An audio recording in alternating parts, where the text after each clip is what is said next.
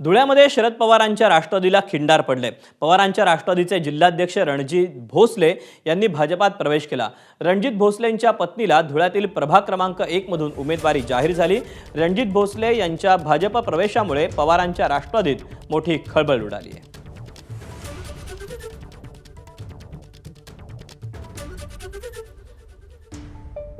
आज राष्ट्रवादी काँग्रेस पार्टी शरदचंद्रजी पवार पक्षाच्या धुळे शहर जिल्हाध्यक्ष पदाचा व पक्ष सदस्यत्वाचा राजीनामा दिलेला आहे।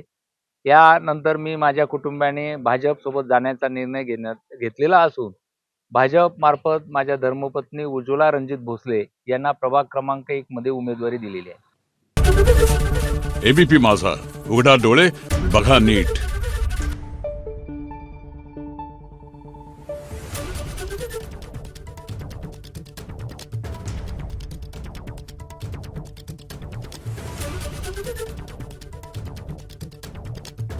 Thank you.